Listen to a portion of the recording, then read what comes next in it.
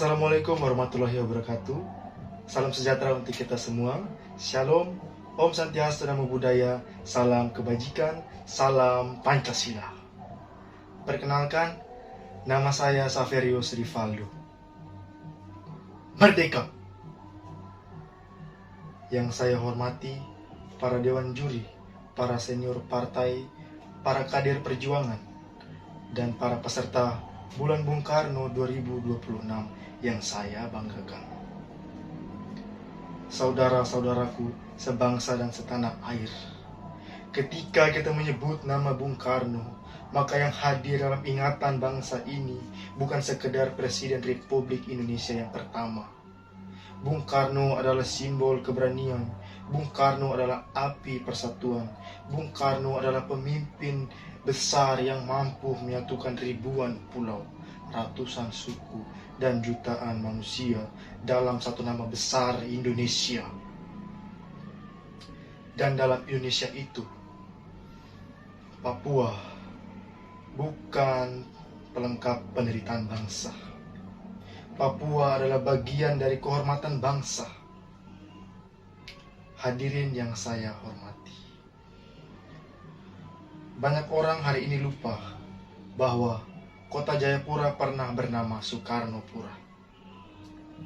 Ya, Soekarnopura. Nama itu bukan sekedar nama kota. Nama itu adalah jejak sejarah, jejak kecintaan Bung Karno terhadap tanah Papua. Jejak bahwa Papua memiliki tempat penting dalam perjalanan bangsa Indonesia. Soekarnopura adalah simbol Bung Karno memandang Papua bukan dari kejauhan, tetapi dari hati perjuangan Indonesia. Karena Bung Karno tahu Indonesia tidak akan sempurna tanpa Papua. Saudara-saudara, Bung Karno pernah berkata, "Aku tinggalkan kekayaan alam Indonesia biar semua negara besar dunia iri kepada Indonesia." Tetapi Bung Karno juga mengingatkan bahwa kekayaan bangsa harus kembali kepada rakyat. Disinilah Meranisme Bung Karno menjadi penting. Meranisme bukan sekedar teori politik. Meranisme adalah keberpihakan kepada masyarakat kecil, kepada petani, nelayan, buruh, masyarakat-masyarakat adat, mama-mama Papua di pasar, anak-anak muda di kampung-kampung, dan mereka yang hidup jauh dari kemewahan pembangunan. Meranisme mengajarkan bahwa negara harus hadir membela rakyat kecil, bukan hanya melayani kekuatan modal.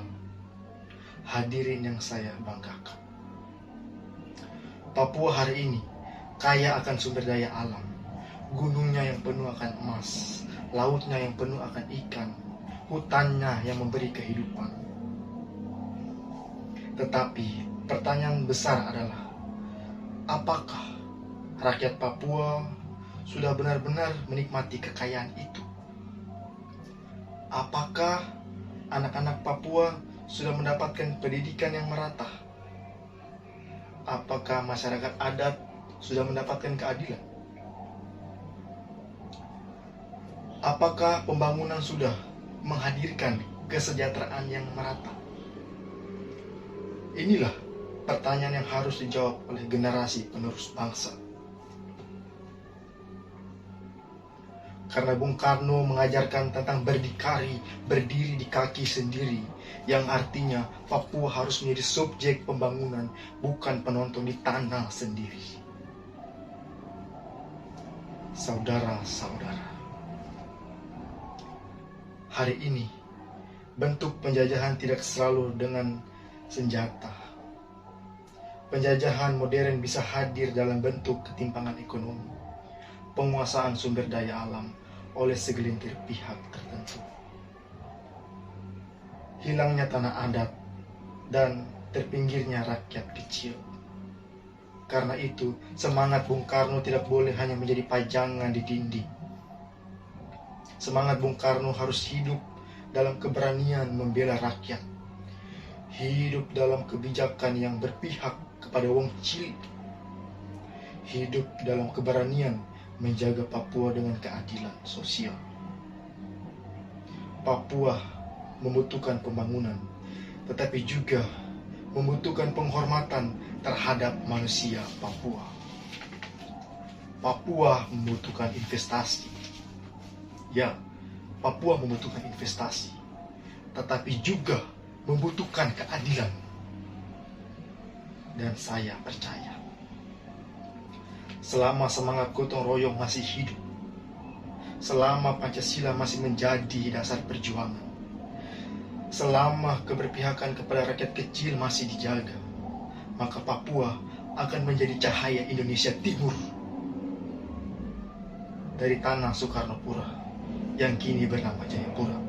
Saya, Saverius Rivaldo,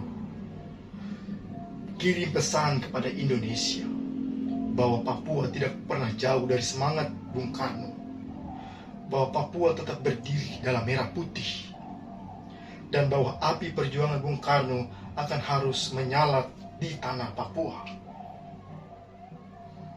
Merdeka, merdeka, merdeka. Wassalamualaikum warahmatullahi wabarakatuh. Semoga Tuhan menyertai kita semua. Shalom, salam Pancasila.